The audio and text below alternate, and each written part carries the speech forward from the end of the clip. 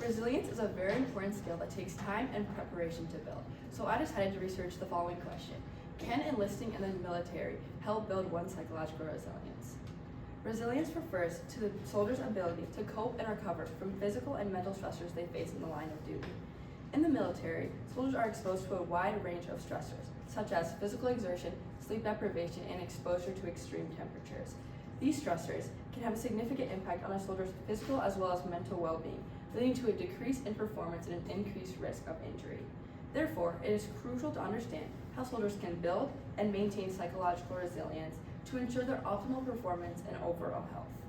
Throughout this presentation, I will talk about limitations, a study of the programs, some aiding factors when building resilience, and a look into the military's implemented programs. One specific limitation that is shown to hold people back from gaining their full resilience is fear. A research documentary performed by the History Channel titled The Brain explains how difficult it can be to commit oneself to the resilience when fear is holding them back. Specifically in the United States Marines. The documentary states the troops are put through specialized training to change the way the brain reacts to fear.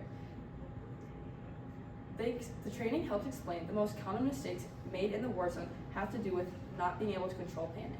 Roger Herbert, a commanding officer for the United States Navy SEALs, says the capacity to control these impulses is extremely important.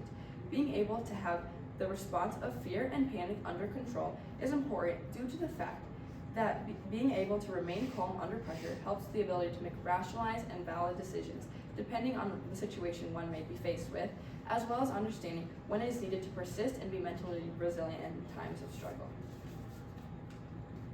Factors like fear are something the military focuses a lot on diminishing.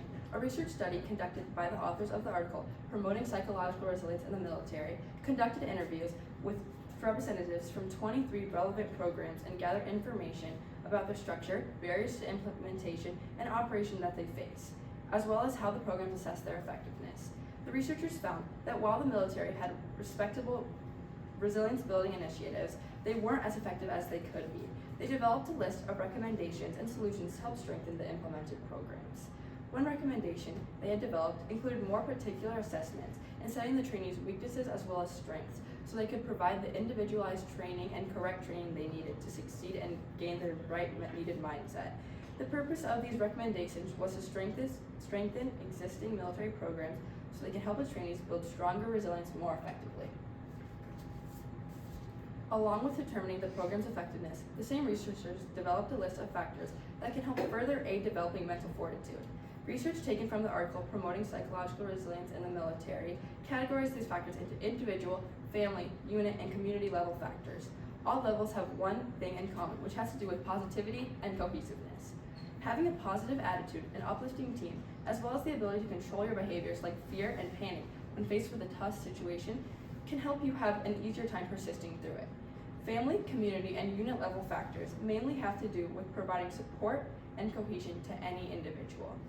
Getting through any tough situation can become extremely stressful, and having a collaborative as well as supportive team can make the job more successful and increase the effectiveness.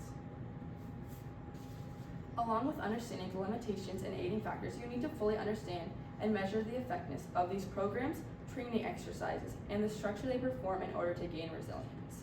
According to an article titled The Leader's Guide to Building a Resilient Soldiers, they explain the two most popular programs are the Global Assessment Tool, or the GAT, and the Master Resilience Training Course, or the MRT.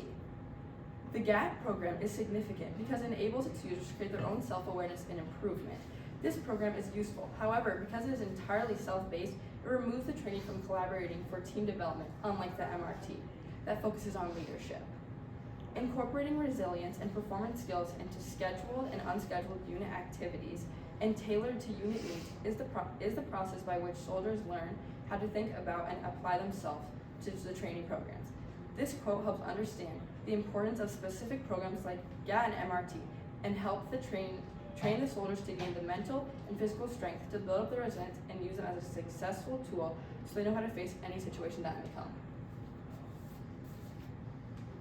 In both the artifacts, The Long Walk to Freedom and The Dark Side of Resilience, they both focus on different strategies and aspects while facing adversity.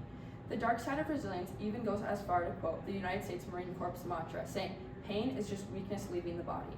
These quotes help to explain that becoming resilient is primarily a mental rather than physical element, and creating the correct mental capability to have resilience is not an easy task.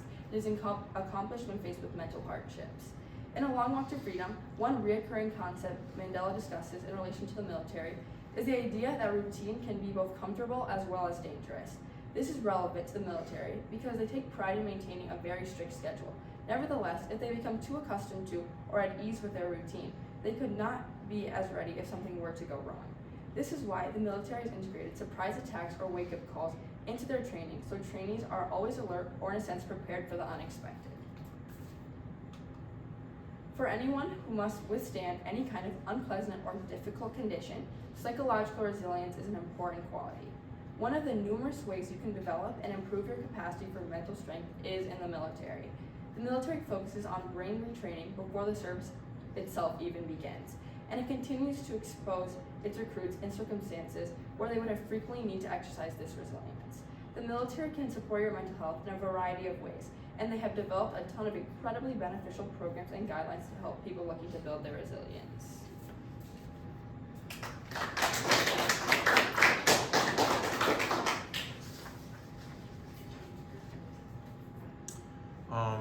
What evidence did you gather that you didn't include, and why did you decide to leave it out?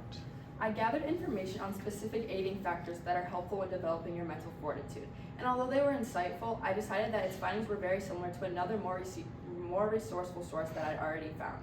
I didn't entirely cut it from my paper or presentation, but instead used some of its information and related it to another findings. Okay, thank you. What are the implications of your findings to our community?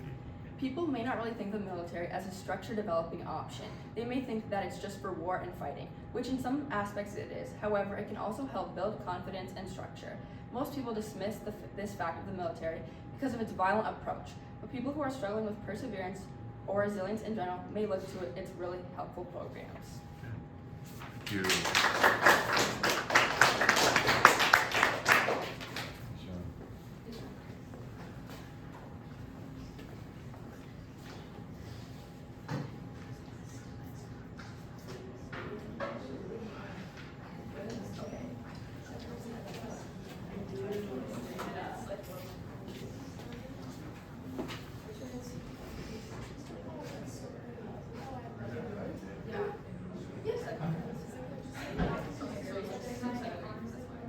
The oldest screen? Sure. I won't come back in and Don't stand at the window and put strawberries on it. Okay. That's interesting. I get the clicker? Yep. Works? Yep. Okay, all right.